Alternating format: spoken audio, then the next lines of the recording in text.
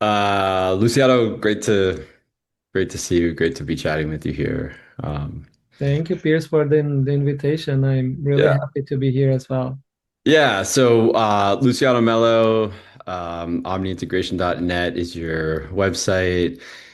You and I are good friends. We've talked um, hours and hours and It's hours about impossible even to count. I don't even know how many hours we talked. yeah, because we were involved in a lot of things together. So we're friends, but we're also Mhm. involved in some more academic research Right. on awakening and phenomena and so forth.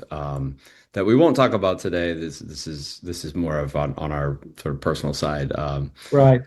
Uh, and we also share an interest in, I guess, understanding awakening type experiences, Right. modeling the Mhm. process that a lot of Yes, people we're go pretty much through. intellectual people as much as we are heart and have a friendship. Yeah, we're Yeah, we pretty mappers. much love mappings and modeling. We're mappers and we like to compare maps and models. We Yes. like to think about things. And despite the fact that we have, years of conversation and publications together and so on and so forth, Mhm.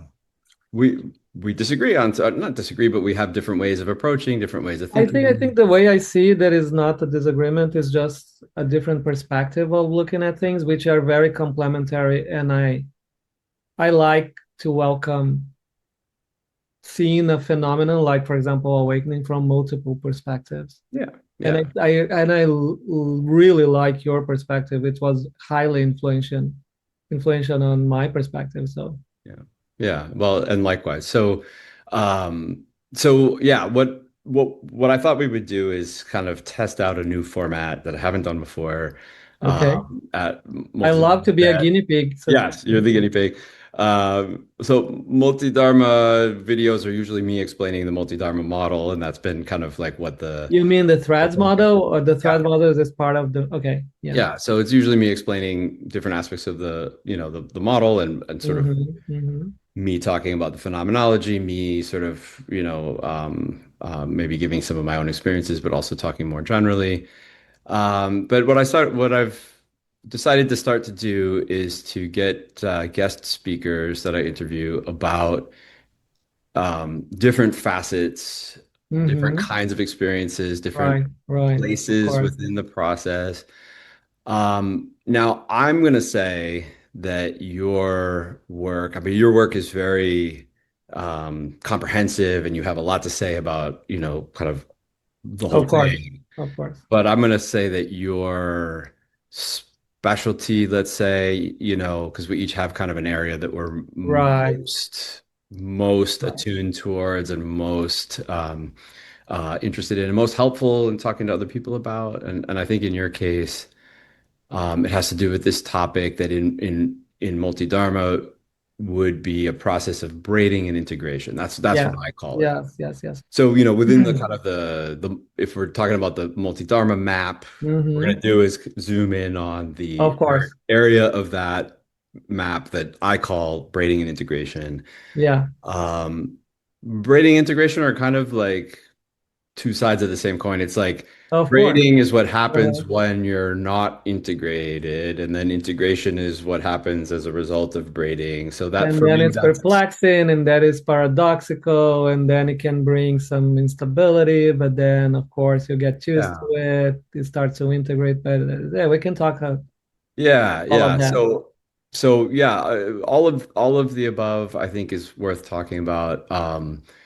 This is, I think, the area of um, the awakening process that is, in my opinion, the most potentially confusing, the most Hmm. Hmm.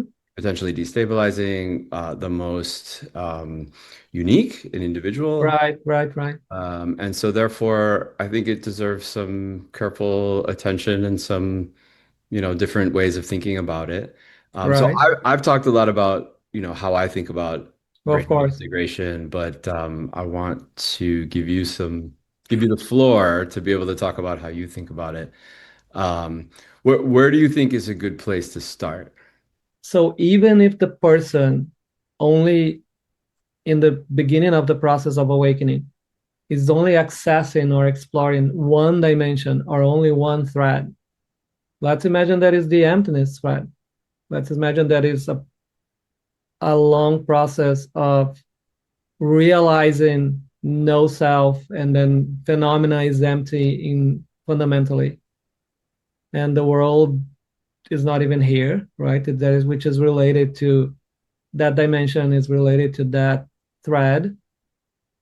Even so, even when the process of braiding, which is like multiple dimensions, starts to coming together to be integrated more fully, that person will have to at some point to integrate that realization of emptiness with their lives, with their bodies, right? Imagine, for example, and I've been talking to people not only lately that they said, okay, I'm perceiving this profound emptiness, voidness, nothingness. I feel like I don't exist. I feel that the world doesn't exist. And I don't even know how to integrate that one single thing, which is one thread or one dimension, with my life. My relationship is suffering because of this.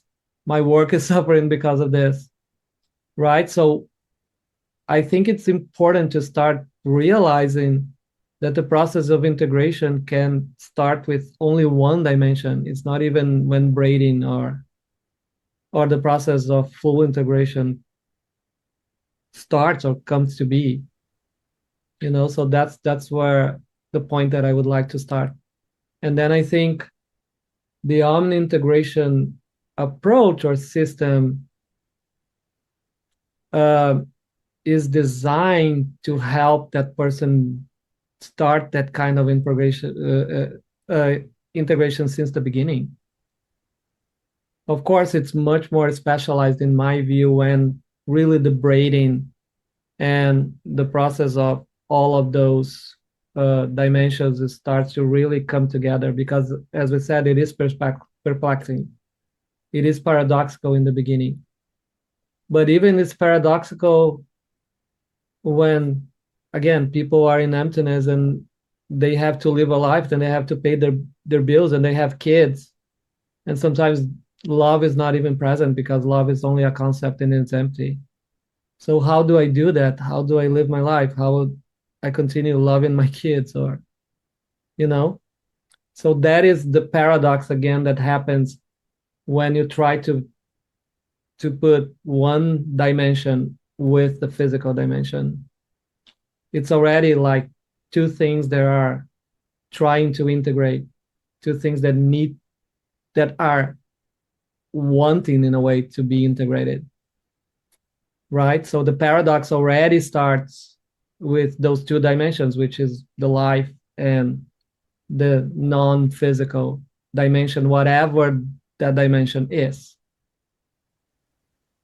And let me ask you just more generally throughout the sort of world of contemporary Western English language Mm-hmm, mm-hmm. spirituality, it seems like in the last 5 years, maybe a little bit more than that, um, that there has been a shift towards acknowledging the need to have, in many cases, people call it embodiment. In many cases, Right, people call it right. integration. There's different words that different people use, but there's kind of a focus on reconciling in some way these kinds of deep spiritual, mystical awakening Mm-hmm, experiences of different mm-hmm. flavors, different varieties, Right. but somehow not becoming um, completely lost in those experiences, but then this return back to the body, back to the daily, what I call the daily life thread, back to the, the Mm-hmm, all of mm-hmm. the practicalities Right, that we're right. talking about. That's been, I think, in the Focused a water, lot. we could Yeah. say, Uh-huh. for like, Mm-hmm. for a while now. So how is, you know, Omni integration Mm-hmm. approach, how is it What is the different, or difference? or is Yeah. it different Mm-hmm. than what sort of like we already kind of know from other models, other teachers about that process of integration. Yeah, so if you go to the website omniintegration.net, you will start reading immediately that one of the things that I perceived is that people are either led to believe that they have to focus on either duality or non-duality. And one of them is the real one, and one of them is the true paradigm, the truth. Yeah. Yeah. So that is, I think, that the first thing that I would like to say when answering your question. That is my approach. My approach is not denying those two sides of the coin.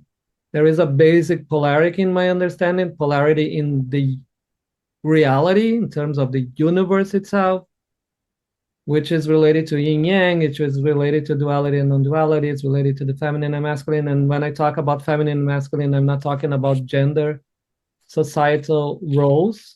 I'm talking again about this basic polarity, about existence and non-existence, self and non-self, lightness and darkness, whatever people prefer to frame it. But we are talking about this basic polarity. So my approach, or the Omni-Integration approach, is already in the beginning saying, okay, let's not deny anything that you've done in terms of self-development, because awakening, for me, in my perspective, is impacts all kinds of other awakenings, impacts all kinds of other developments. Either it's related to psychological awakening, or is related to somatic awakening, or ecological, or social, or political. In the end, you always realize the same thing, that there is no difference from you and whatever that is. There is no separation between you and an environment, for example, is the environmental one. There is no separation between you and the body, the somatic one. There is no separation between the political regime that exists and you. There is ethical. There is no separation between your actions and reactions. Everything that you do will always come back, because that is the basic, again, action and reaction polarity of the universe, or the expansion and contraction. So that is already my approach in terms of Omni-Integration. That is a little bit different, that, oh, let's only integrate your awakening with your body. Right. So it has other elements that are taken into consideration to be considered a spiritual awakening, let's say.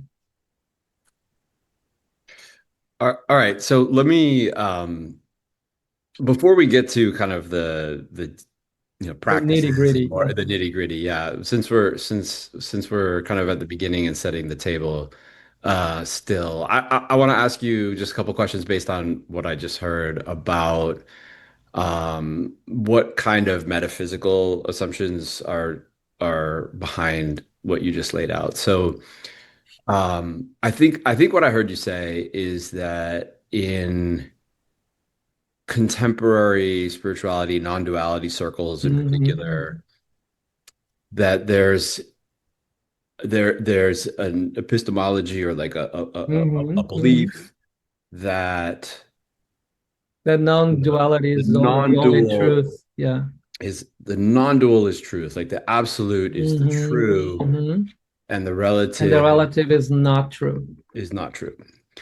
So what I want to ask you is what it sounded like you were saying is that that the kind of the starting point of your system is to call both of them true, that they're both No, so let simultaneously me true. rephrase that. I think that, Hmm. oh, that's such a good question, by the way.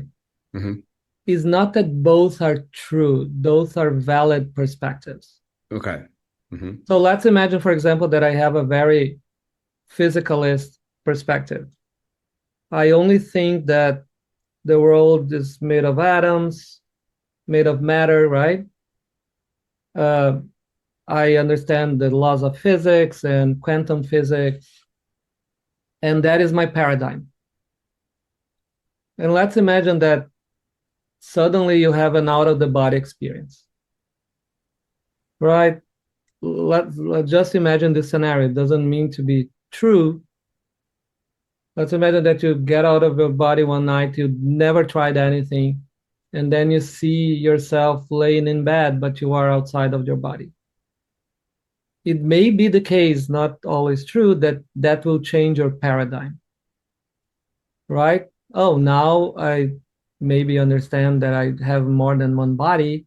Maybe I understand that there's not only the physical, three-dimensional or fourth dimensional world that we live in. Maybe I understand, oh, okay, I'm not gonna die. It's only my body, my physical body that will perish. Let's imagine that all of the things happen.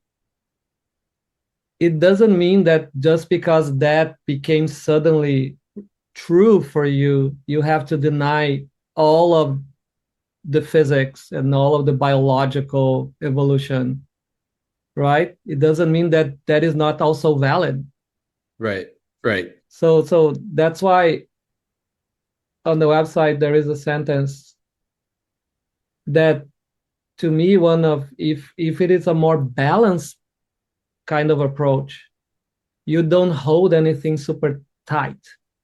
You don't say, oh, this is my ontology, this is what's true, but you don't dismiss them completely as well. You kind of hold them lightly, right? That is the balanced approach. So it does so the system, it doesn't make an assumption that just because someone is telling me, oh, I had a memory of a past life, or I don't believe in past lives, or I only believe that this body exists and I will, when I die, that's it, right? yeah. I think I'm a fan of holding ontologies lightly, holding Yeah, different yeah, paradigms or right. worldviews lightly.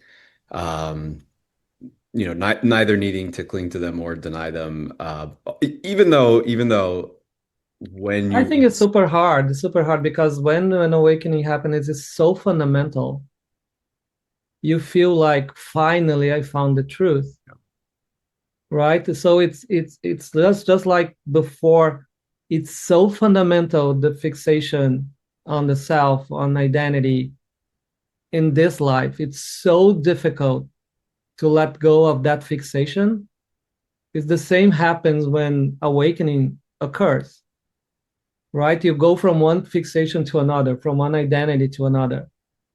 And I acknowledge that in my own process, what's really difficult to hold lightly, because either when I had an awakening, I denied completely the other paradigms that I had, either the physicalist and the dual one from my own progression for 30 years.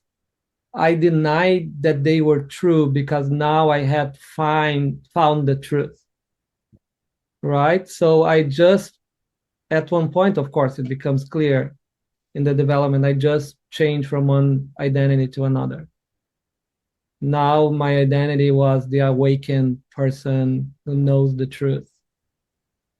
And even in the development of awakening itself, you change from one identity to another because if it is empty or the emptiness or the non-existence dimension, how I call it, I'm nothing, right? If it's, I don't know, if it's the energy dimension, it's there's only energy or I'm energy.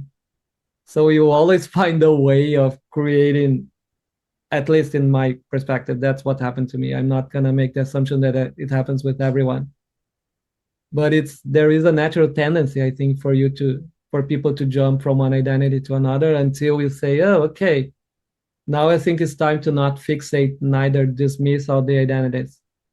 Let's hold this all of this lightly. Yeah, yeah. I think this is an area that we are in complete agreement with, and also that the kind of it's like a feature of awakening that it will have that level of certainty that when you have that Yeah, because experience, again, it's so fundamental. it's almost like if it doesn't. rise to that level, then it's kind of like doesn't break it, That right? is It has to, an interesting assumption or hypothesis. yeah, I mean, it has to break your Right. paradigm It breaks reality, right? everything else, and you say, yeah, now I know. Because I remember when I started the development of psychic abilities, and especially when I got out of the body, I thought, oh, now I know what the truth is. Of course, I don't die. Of course, I have more than one body. Of course, there are multiple dimensions, right? Of course, that I have past lives because the soul continues and then it goes to another body and then continues and goes to another body. Of course, that was so true. And then when I had an awakening, of course, it jumped to another truth that I was so obviously, I really thought, okay, that's it. So, all right. So, that, that's the like kind of ontological, epistemological question. I had another Mhm. question about what you were talking about. So, you were talking about a basic polarity, and you Right. related it to a number of And different. let's hold that ontology lightly, right? Yeah. So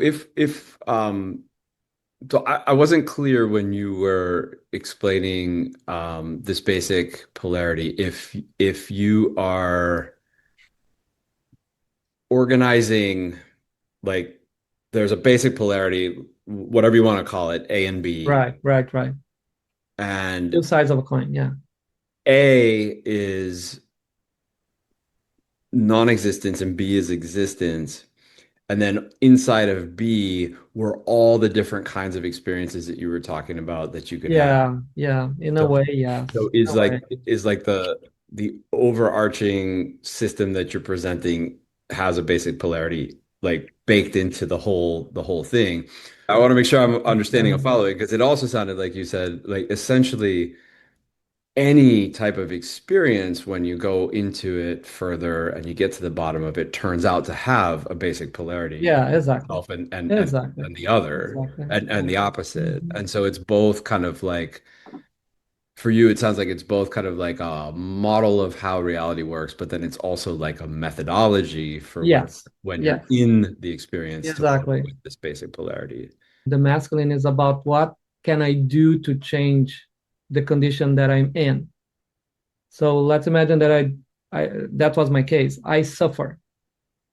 I had depression. I had anxiety.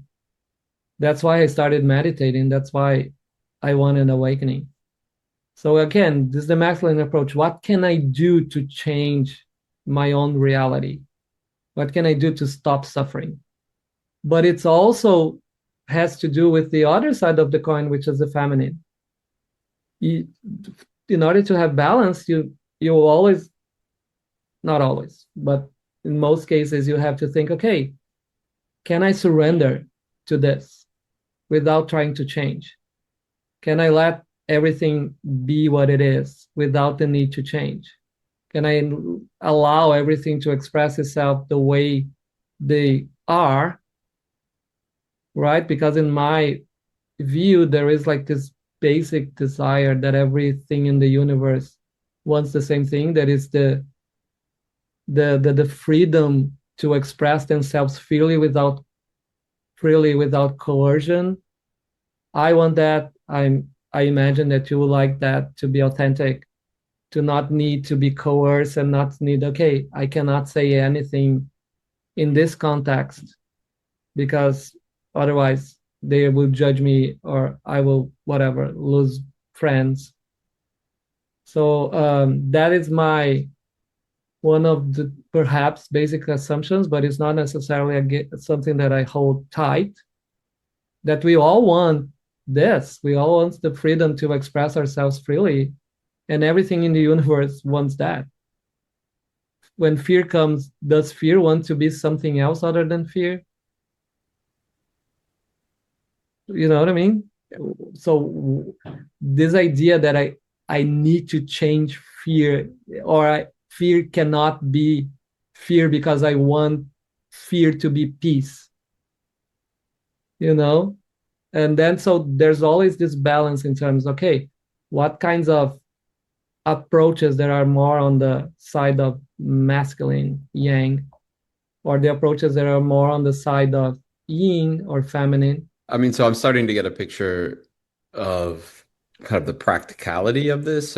Yeah. So I think what I'm hearing you say is that, whatever situation you happen to be in, whatever practices you're doing, whatever experiences you're having, you want to look for the flip side of the coin. So if you're in a situation where things are very full, you want to look for the emptiness. If they're looking very empty, you want to look for the fullness. If they're feeling very um, doing, then you want to look for the non-doing. If they feel very Yeah, passive, let's you want to look balance for things, man. doing. So Yeah, yeah. I don't know if I've ever had thought specifically that way, but you're right. It's the approach is I'm not sure if I would say, oh, unless of course the person is completely identified and fixated so much with emptiness that that is creating an issue in their lives. That is the point, I think. If the person is happy, whatever is happening with their lives and don't think it's a problem, it's fine, you know. But if there is a deep fixation on something, even the existence side, which in awakening can be really pleasant because I am everything, there's only life happening, you know. Sometimes there is this feeling of joy and contentment because, of course, if I am life, there's nothing against life. But at the same time, again, can happen a deep fixation on that and can bring problems to the person. So to me, the problem is starts to come if there is a deep fixation, if it's impacting the person's lives, the people, the person's life in terms of relationship, work, uh, personally, whatever that is. So of course, if someone talks to me and want to have sessions with me and want to try the approach, I would say, okay, what is that it's bringing some fixation or is impacting your life negatively? And then, of course, let's try to balance that with another kind of approach. Because when people talk to me, they always want to know, what can I do, right? And sometimes the answer is stop doing, is the surrender. So that is the hardest because people, I want to learn another technique, another kind of meditation to fix my problem. And sometimes, in order to quote unquote fix the problem, you have to stop trying to fix the problem. So that is always the flip side. I agree with what you were saying. Yeah. yeah. So um so if Omni-Integration is like a toolkit of That's funny practices, to think let's say. about. It's like a toolkit of practices. Yeah, it's balancing. I think that is the concept that comes to my mind, or the idea that comes to my mind that feels right. Yeah. Um, I've been doing some retreats, and even the meditations, the guided meditations, the practices during the retreats are related with this idea. So always the idea, or most of the time, the idea is for people to recognize in the first place those dimensions that I have uh, related to my model, which is not necessarily only existence and non-existence. This could be the basic polarity, but then we can subdivide because there are other dimensions, the energy dimension. People have experiences or awakening with Kundalini, right? Related to their energetic bodies, to the chakras, whatever is your ontology related to energetic system, or energosoma, or the energetic body, nadis, meridians, acupuncture, whatever. So people can have an awakening related to Kundalini awakening. They can have an awakening again related to the existence side. It's related to one is unity, the idea that life is everywhere, uh, the emptiness side, right? There's this idea that fundamentally it's empty, or there is not even self, there is only reality coming to be. In the herd, there is only the herd. In the scene, there is only the scene. Um, but it could also be related to the mind. I think you have a very good terminology, which is the psyche thread. I I I, I like that concept, the term. You could have an awakening related to that dimension specifically, in which you realize that everything that is happening in terms of reality is based on your own conditioning. Yeah. Yeah. Let's imagine that awareness is something that it's easy for me to access, or it was the one that is more developed. During the retreat, I say, okay, could you try to add another dimension, which it could be any of those dimensions? The energy, the emptiness, whatever you prefer. The mind is always there anyway. Some people say, oh, it was really hard for me to do this guided meditation because my mind was always saying something. Okay, that is the dimension you can work with. And can you hold the one that it's easy for me, for example, awareness? Can you hold with the mind at the same time? Oh, maybe I can. Can you see that they are very different from each other? Yes, I can. Now, can you try to see in a way, going deeper and deeper, that fundamentally they are not that different, right? Can you hold them together? Can you integrate those two together? And then can you also integrate that with the body? Can you embody those two things? Or let's imagine that you have more than one dimension at the same time already. That open, that you are processing, that you are going through. Can you add another one? Can you put them together? And can you integrate with the body? Or let's imagine that you don't want to add anything else. You already are happy with the ones that are there. Can you do this work of, again, hold them together, start to integrate them, realizing that they are not fundamentally different than each other, and then integrate with the body and realizing that those things that you already integrated are not even different than the body as well? Right. So it seems like this is an additional tool. Like the first tool is the Yeah, kind of the yin and the yang and go yeah, and go, what can I do to change? What can I do to surrender and not change anything? And then there is another tool that is, I can see that it's powerful to people Mhm. with this So this is the realization that you can add more dimensions, you can hold them together, you can integrate them, you can see that they are not different, and you can integrate with the body, and then see that everything. So it's always considering the embodiment, the living of all of that. Is not like, oh, let me go to these dimensions and be completely dissociated from the body. And when I end the retreat, I'm completely dissociated, you know? So it includes stretching, it includes the body, get up, do yoga movements, whatever you want to do. It includes all of that. right. So the physical body is like the basis or the ground or the kind of It's the ground, yeah, it's the you come back ground. And to. then ground yourself, go outside, put your feet on the ground. There are many grounding techniques, Yeah. right? Many, many, many, many. And I think they are very important.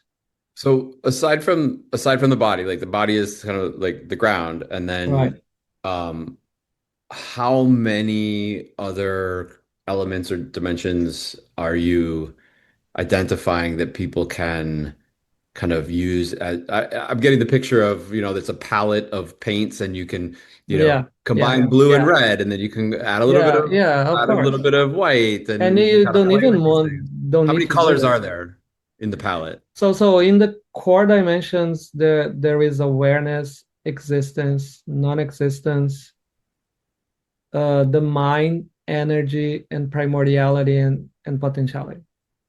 So seven, That's seven. Yeah. Yeah. Great. seven, and then the additional dimensions are the physical body and the physical world. I don't how you can leave that behind, right? Yeah. Uh, I also consider, of course, crisis because again, I could include that As its the own dimension, mind. as a I could separate dimension? Or like an additional one. I think that could be again a subdivision, obviously a subdivision of the mind conditioning and all of that. But sometimes I think that there could be techniques when people are going through crisis, right? specialized techniques that are Yeah, different. yeah.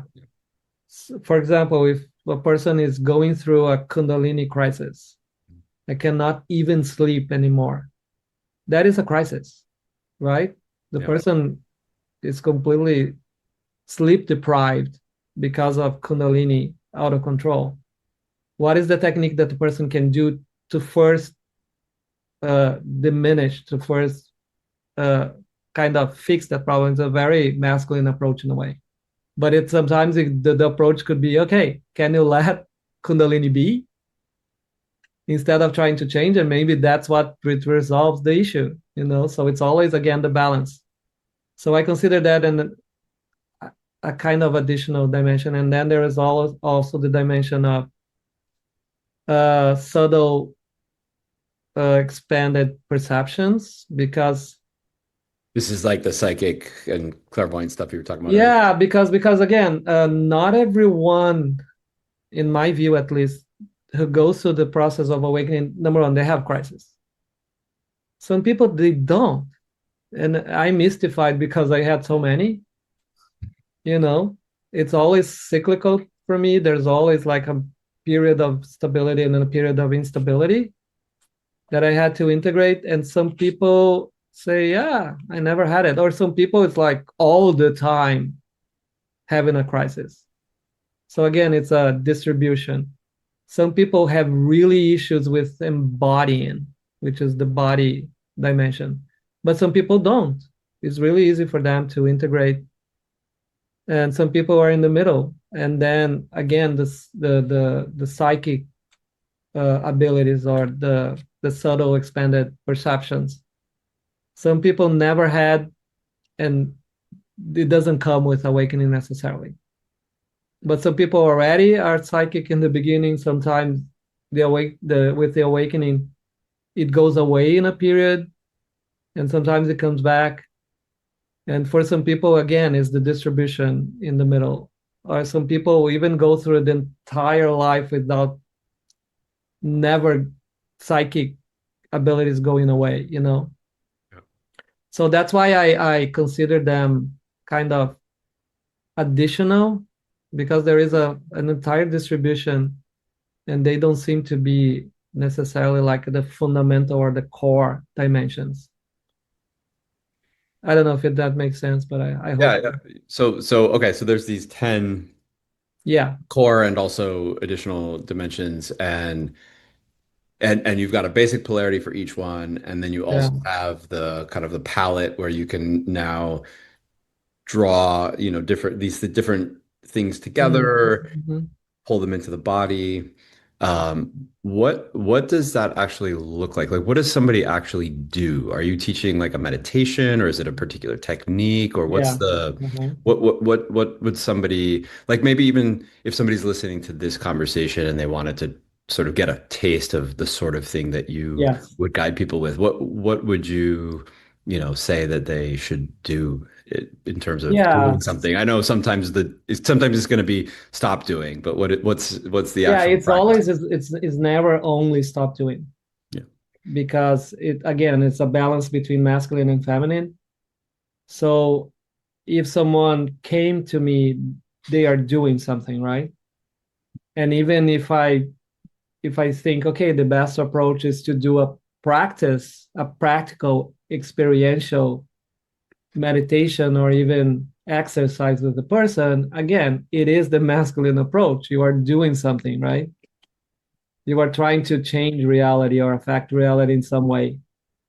But do while doing the meditation itself includes both the masculine and feminine, both the masculine and feminine approaches.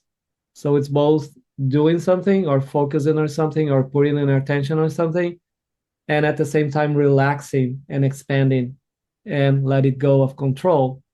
So I'm gonna give you an example.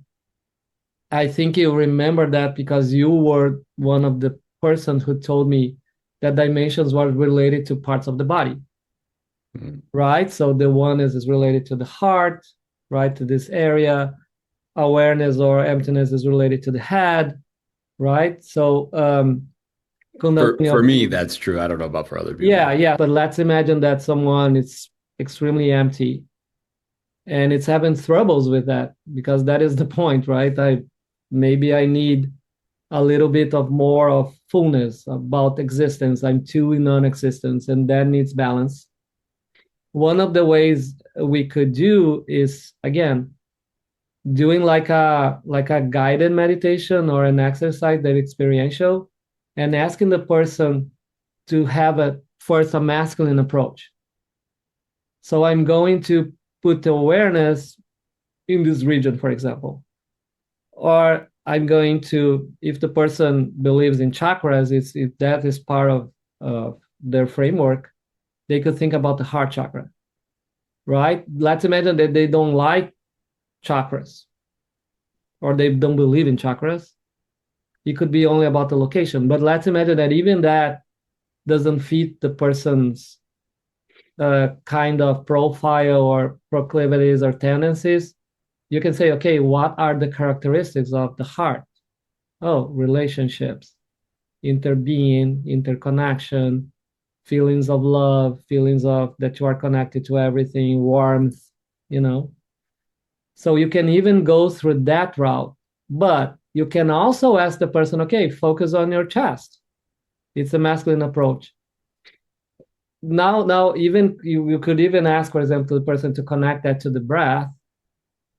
When you think about your chest, inhale, concentrates here. Now exhale, go from the heart to everything.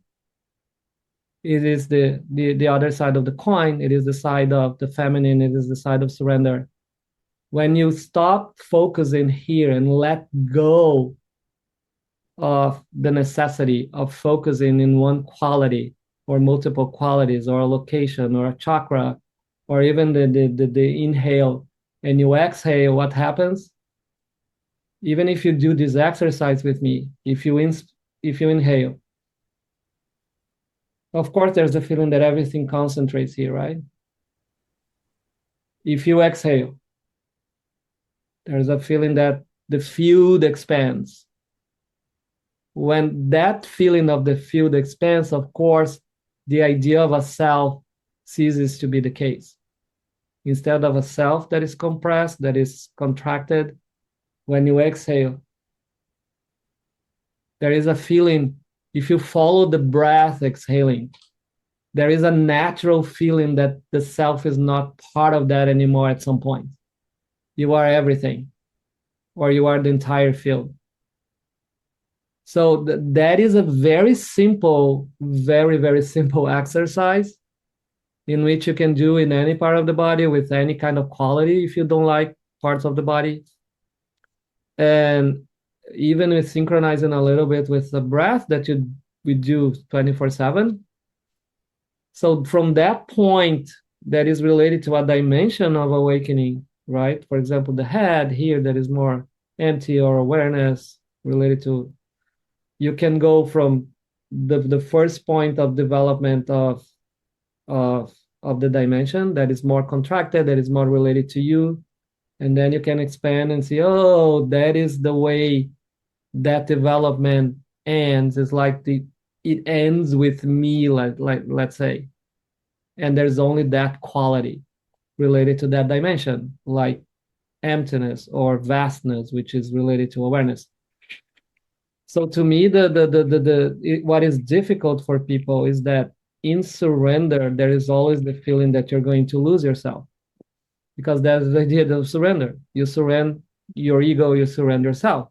That is in people's minds. Oh, that is so difficult, because if I surrender completely, I cease to exist.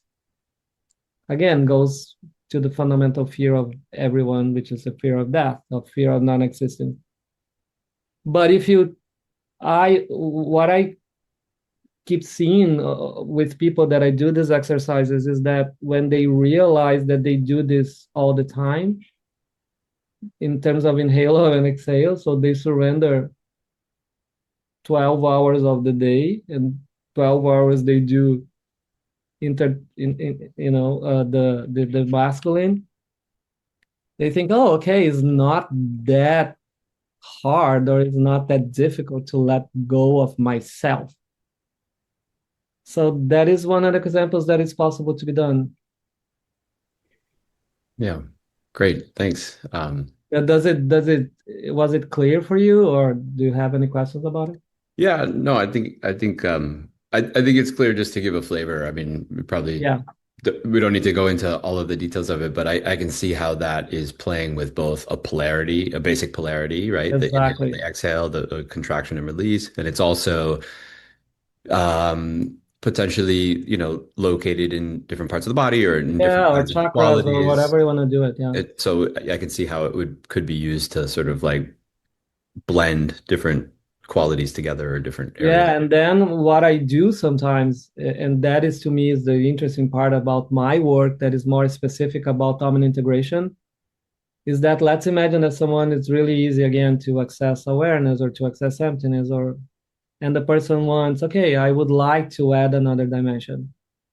I would like to try to hold them together at the same Yeah. time and see that they are both true and fundamentally not even different from each other.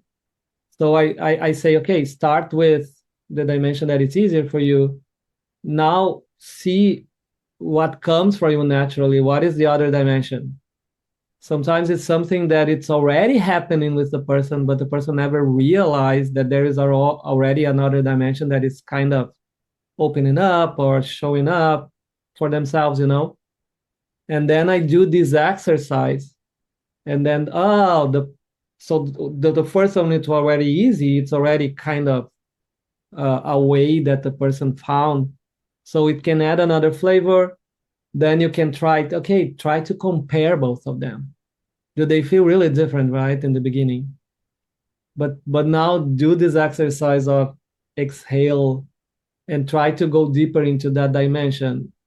At the end of the exhale, are they really different? When fundamentally things are not different from each other. Now you can you try at the end of the session to bring that kind of realization or that kind of experience to the body, because that's what I think it's Omni-Integration interesting about of the other ones, is that yeah, you have this transcendence kind of experience, let's say, right? How do I bring two or more things, not only one, that are already kind of integrating, and then start to integrate with the body, with your life? So the session always starts with the body. Stretch your body, think about your body, put your attention to the body, and then we go to those dimensions, and it's always in the body. Yeah. Bring everything down to your feet, get up, let's get grounded. If you need to go outside and put your feet on the ground, do it, you know? So that is kind of approach that I think people could expect from me. Yeah. And Yeah. I've been noticing that brings a balance to people's lives. Yeah, I'm getting, I like to play with metaphors a lot. So I'm getting the idea that like the body is like the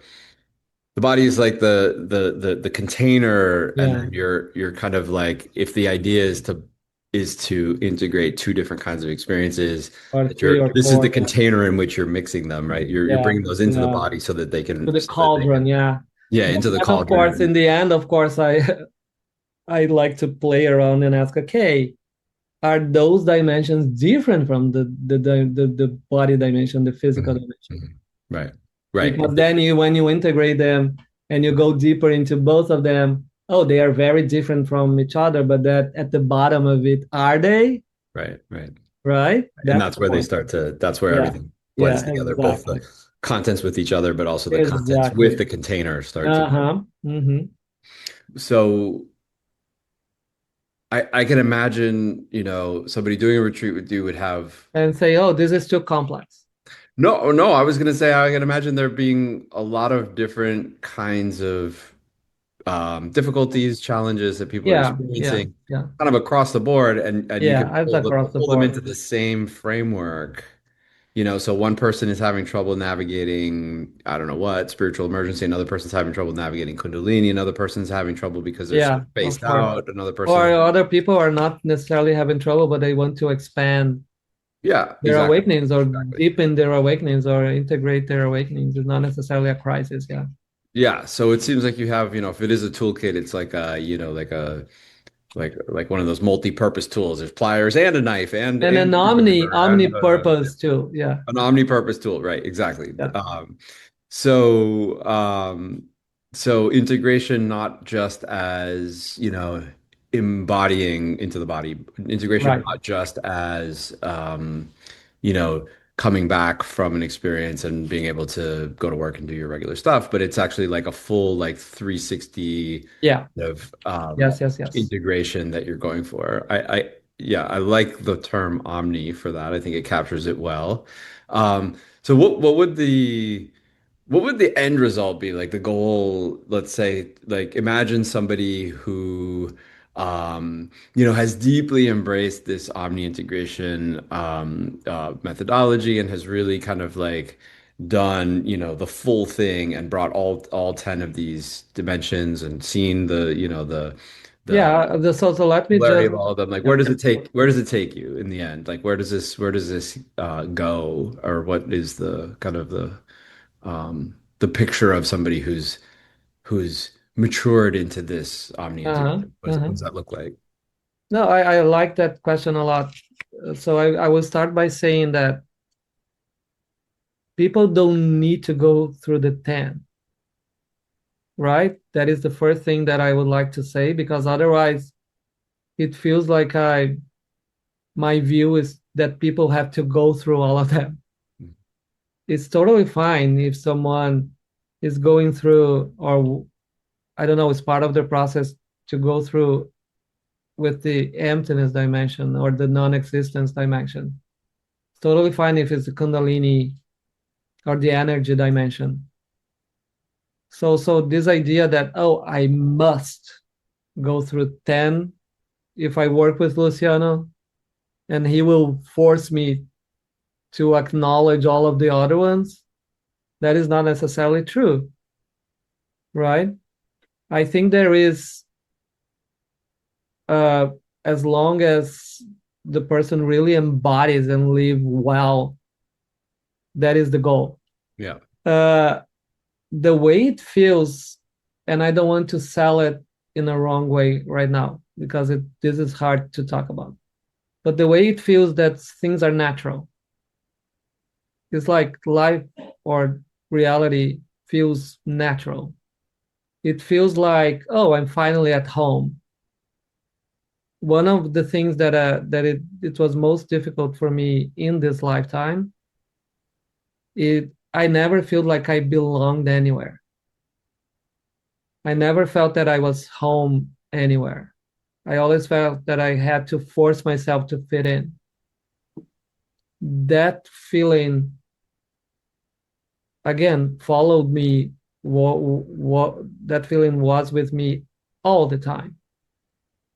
When I finally understood a little bit more about integration and non-integration, and that it was important to integrate some facets of reality, of some facets of myself that they were locked in the basement or locked in the closet that I don't want them to be expressed because I was ashamed of them or because I thought they were wrong, because I want them to be something else. So the approach, in a way, is trying to recognize or reconcile not only these dimensions, but the parts of myself that I don't want to see or that I don't consider that are my friends or that I want to divorce them from me. So the feeling when it gets to this point and you not only integrated of dimensions of the spiritual awakening itself, Yeah. if you look at in a more broad perspectives, and this when you integrate all of this axis of development is not only the spiritual awakening. So we haven't talked too much about the other aspects beyond, the various facets of the awakening process that you talked about, and then the body. Mm-hmm. So what about all the rest? Like where does that fit into this, toolkit that we've been talking about? So it does because Political, yeah, social, ethical, all these, aesthetic, artistic, all these other kinds of aspects. Where where yeah, where yeah, do they come together? yeah. So for example, one of the questions that I've always had and that I wanted to answer, how is possible that spiritual teachers who seem to be fully awakened, they manipulate their students, they do unethical things all the time, Yeah. right? Yeah. A person can go through an entire process of a spiritual awakening and be awakening from the point of view of any model that may exist, but the process of developmental process that is intertwined or is interconnected to the awakening, let's mention the ethical one, that is lagging behind.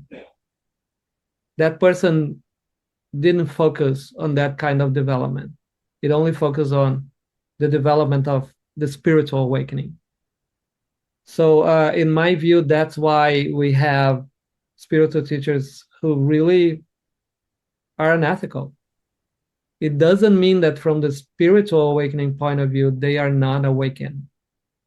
They are not awakened from the ethical point of view. So that, in my view, if again, I've always been interested in ethics. When I was working within the framework of duality, I used to research what I called cosmoethics, which is not the only ethical framework that is related to the physical world, the non-physical world. I have a master's degree in international relations. My focus was human rights and ethics and politics. Like my PhD in democratization is like an ethical kind of framework for politics, right? So if you think about that, always been the case for me, this underlying interested in ethics. Um, so to me is one of the things that if people want, again, I'm not forcing anything to do anything, they could take a look with me in their values, in their principles, what's going on. Um, could I develop more my ethical side? Of course. Can I have an awakening related to the ethics? Of course. Right? The same thing with political. I'm a political scientist by my degree is international relations and comparative politics, the doctoral degree. So of course I could help people in terms, okay, how I reconcile these ideas of being a conservative, being a liberal, being whatever you are, all the spectrum. How do I understand what could be like a view of non-dual politics? that is not dual. This is, to me, a very interesting conversation that you and I could have one day. Yeah, it's interesting to me too. I think what I find often people who are in the midst of a spiritual awakening sort of thing, kind of their involvement in politics goes away. They usually feel like, Yeah, back to yeah, what you were saying before, they completely. usually feel like, oh, that's all just sort of like illusory duality. Hmm. Hmm. Whereas, I'm now above it all because I'm interested Yes, in non-duality. yes. So yeah, So the that shows idea to me it's not well integrated. Yeah. yeah, the idea of reintegrating, involvement in society and including politics, but including all kinds of other ways, I think is an important thing, important part of what you're saying. So Yeah, because it happened with me as well. And I think it's important to say through the process of awakening, of course, it got to a point that it, the first phase, big portion, is not a phase, even the big, yeah, first developmental part of spiritual awakening is the construction, in my view. So, of course, it gets to a point in which, yeah, everything is an illusion, including ethics, including politics, including the environment, including the body, you know. And I've been there. I thought, oh, okay, yeah, it's happening a war in Ukraine or in the Middle East.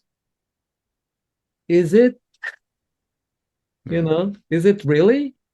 Or just is just consciousness playing around? Of course, when the second phase of the spiritual awakening, which I consider is more like reconstructing, right? You go through a deconstruction of identity and self and filters. And then the second portion, kind of everything that you thought was gone comes back to be reconstructed in a new way. So it's not the old self anymore. It becomes like the self and no self together, uh, like a both and then of course that is reconstructed in a different way and consolidates into the singularity that you cannot even say both and anymore. Is like neither nor, or even that doesn't make any sense. But then again, it expands again because again the natural contraction and expansion that is again the basic feature of reality. And then you expand again and then everything comes back to be integrated. And then kind of integration again is about contraction. Contraction is not a dirty word for me, right? Because people think, oh, I don't want to be contracted, right? Of course, what I'm talking about, the natural expansion and contraction, that is the basic polarity again. how do you work with somebody who's interested in integrating spirituality into their ethical system or exploring their new ethical system that's developed from out of their awakening experiences, Right, right. political or some other arena Mhm. like that? Give us an example of what that looks like in your. Yeah, yeah. First, I would like to say that in the way I consider Omni-Integration to be, I consider that the awakening as a whole is not done yet, let's say. And when I talk about naturalness, coherence, and the feelings of harmony, I think it needs to exist in a way, an integration of other kinds of fundamental parts of awakening or the fundamental axis of development together with the spiritual one.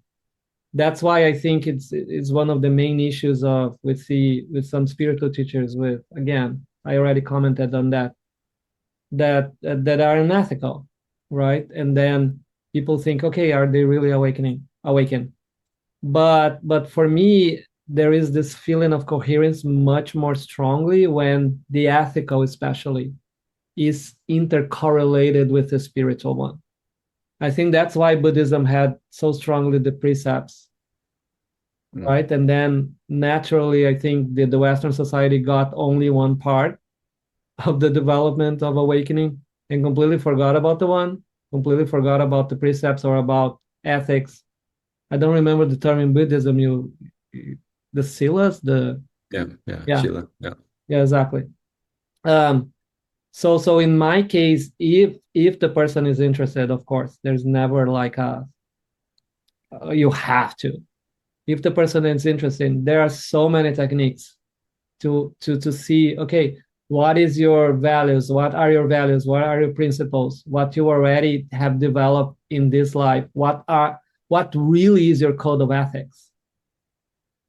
There are even practical things like let's write it down. Did it change with awakening? It's something that for example, going into non-existence or emptiness, did that change the way you see, the way you feel about your code of ethics? I like to ask people, okay, you've been through an awakening, or you're going through an awakening, how your code of ethics changed, right? And then, is it true that you always let go of all your code of ethics, or you need to bake in the code of ethics together with the awakening Mhm. in order for it to be integrated, and in order for it to become a feature of reality itself that is not separate from reality, right? So that there are several techniques we can use, even like the ones I did practically with the chakras. Let's think about your code of ethics, how we integrate that with the awakening that it's already in development or developed. you know let's do this contraction again in and release at the same time. Can you contract and say, okay, my code of ethics is really important, or my code of ethics, I release them. What is the point of equilibrium in terms of hold it lightly, not either fixating or dismissed it completely, and then trying to integrate even in an experiential way, not only intellectually, with all of that. So it's kind of the same work, but we can use a lot of techniques that I used to do with my students during the 30 years that I had in Brazil, that they would think, because one of the things that I think it's interesting about people, of course, they have a moral code, right? Unless the person is amoral, it doesn't develop any moral code. Because you That are, would be like a sociopath or something, right? Like a, yes. So it's different than immoral. yeah. Immoral is someone who has a social, a kind of code of ethics, but doesn't follow. So Mhm. it's immorality. The other is amorality. It didn't develop yet. It hasn't developed yet. So I suppose that people who will look for me or try to work with me, they are not amoral, Right. right? Even though I think it's possible to develop awakening, spiritual awakening with amorality, but I don't know. It's just, is it possible? That would be a hypothesis interesting to be tested, but we are really difficult to be tested. But regardless, what I'm saying is that there are many ways by which, and it always kind of goes through the masculine approach first. You have to be aware of something in order to be able to integrate it. Right. You're Right. not aware of that dimension. If you're not aware of non-existence or existence or energy or the psyche, how you're going to integrate that dimension with the rest, you have to be aware. So in order to bring awareness to ethics, for example, you have to think about what is my code of ethics in order to be able to integrate it. So that's the way I would start with the masculine approach. Yeah. Sounds like also a lot of kind of conversation, dialogue to sort of help people to articulate some things that might be Yeah. held What is the up. difference of values and principles, for example? Yeah, yeah. So people would maybe not have articulated these kinds of things for themselves. So like some Yeah. conversation with you, dialogue with you, kind of would draw out the connections and concepts in Yes. that are Yes. that The are majority of people, and I think you see that people have experiences with it, but they don't know how to conceptualize it. They don't know how to think about them. They don't have like a language. And again, since Omni-Integration is very flexible, you don't have to use my language. If you prefer another language that is more comfortable with you, I'm totally fine. As long as we find what we are talking about, it is the same thing or not. Yeah. right? So even in terms of ethics, it's harder because, of course, there are already concepts around that. Values, principle, ethics. What is ethics? What is the difference from morality? So yeah, I hope it's clear. Yeah. Yeah. Yeah. Good.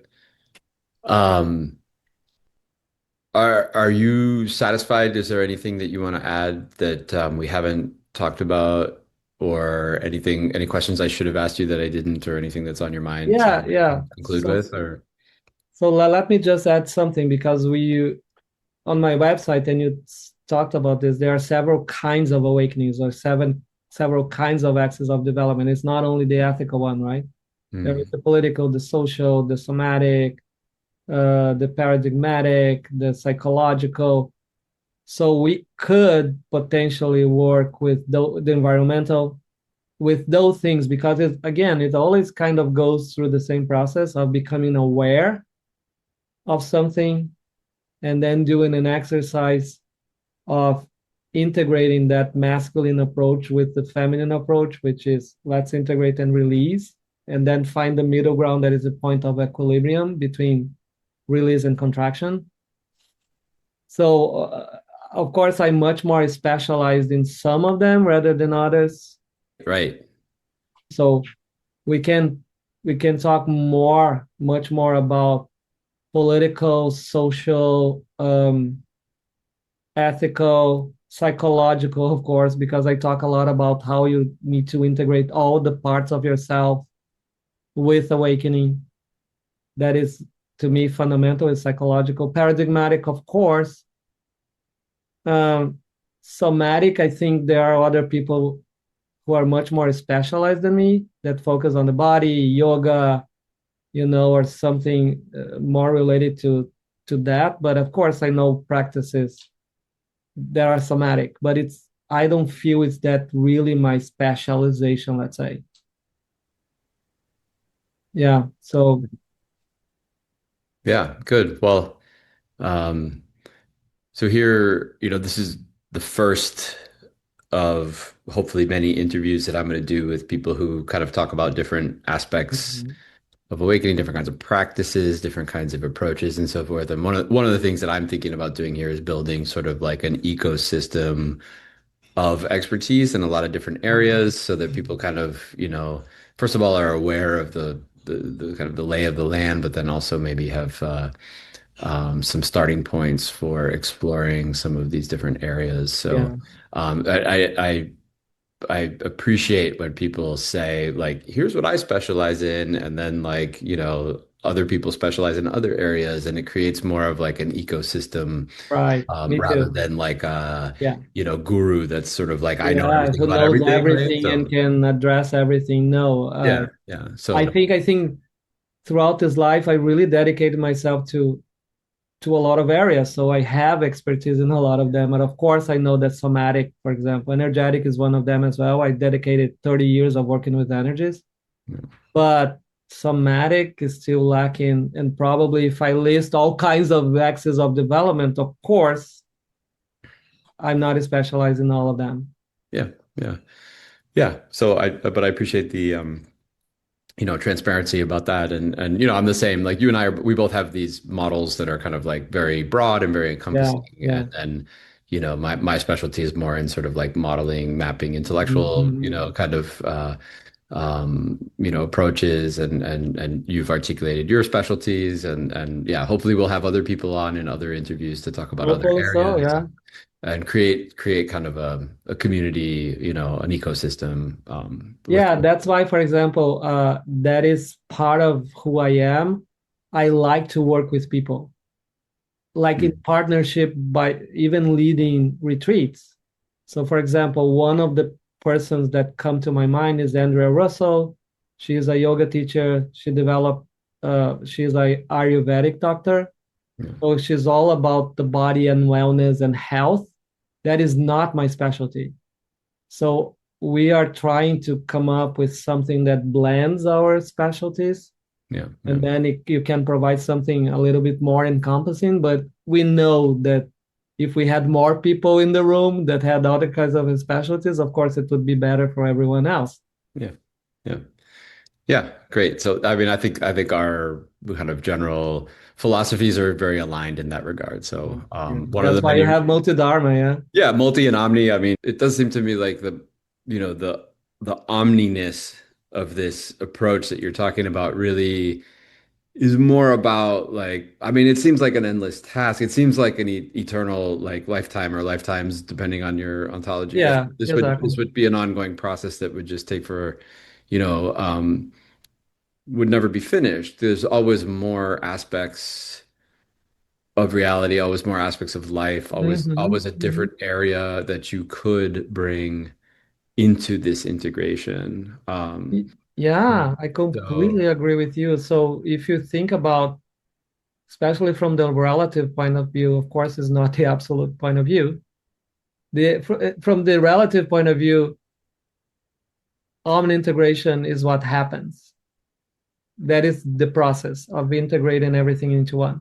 From the absolute point of view, of course, there has never been reality has never been separate. So how I'm going to integrate anything, right? So again, the two sides of the coin. So at the same time, I think you said something very important, which from this relative point of view or the point of view of omni-integration, of course it's endless. You always can improve something about yourself, right? You can always be better. You can always be a pro. You can always qualify yourself more. And I think there is the difference in being an amateur on something and being a pro. When you're a pro, how does it feel? It's second nature. You don't even think about. So if you want to describe the feeling of being omni integrated, is the feeling of being a pro. You don't even think about this because it's so second nature that you don't need to stop and think or how I'm gonna do this, how I'm gonna approach this. It's already second nature. You don't even know sometimes anymore how to do it. Right? Let's imagine you, Pierce, you are a professor for so long. I'm pretty sure you get into a classroom and you don't keep thinking about how I'm going to be a professor. right. It's so second nature that if someone asks you, probably you will know because you remember your developmental process. But do you think about that? No, of course not. It's like breathing. Do you think about breathing? Only when you have problems with breathing that you think about breathing. Or when you do a meditation, sometimes the teacher says, focus on your breathing. But do you think about breathing all day? Of course not. It's second nature. That is the feeling of integration. It becomes second nature and you stop thinking about it does it by itself. It's automatic. It's like walking. You don't need to think about walking when you walk. Yeah, that's great. That was a very nice description that would equally apply to what I call releasing the threads Yeah. Yes, I after agree. it's all said and done, letting go of the need to continue to think about the thing. Yeah. So, If it's second uh, nature, why would you think about that thing? It's yeah, already exactly. second nature. Great, great, great, great. So, yeah, this has been a great introduction to your stuff, to your model, to your practices, and if people want to get in touch, they want to read more, they want to look into whatever kinds of talks and workshops and so forth you've got going on, they can go to your website, omni-integration.net, and it's on the screen right now, or it's on your screen when you talk in a moment, and it will be in the show notes as well. Yeah, the website is like brand new, it's like a baby. So you will see that there are sections that still need to be developed. There are sections that I want to break into other pages instead of being a super long one page. So the offerings, like in terms of sessions one-on-one, I do sessions one-on-one, I do retreats. I'm still developing other kinds of offerings that I'm thinking about. No, This this was conversation has great. been great because I was able to really synthesize in a conversation what is the approach is about, what is Omen integration. So it was a great opportunity. Thank you so much. Thank Yeah. you for having a multi-dharma. .NET website that makes possible for other people to add their perspectives, because this is Yeah. so rare to have like a hub that not only provides your model but provides other ones. So thank you Yeah. so much for Yeah. that. That's the idea. So thanks for being the guinea pig. And this will be the I first loved it. first of hopefully many of those kinds of those kind I guess Multidharma wants to be Omni too, right? We want to have everything Gears everything under the sun be part of the same it's website. even your logo, right? All of the threads becoming one. It's like, Right. yeah, the Omni becoming one. Yeah, Yeah. yeah, yeah, it is Omni as well. All right. Beautiful, Multi, my right? friend. Multi, Omni, what's the difference? Thank you. Thank you so much. All Bye right. bye. All right. Bye bye.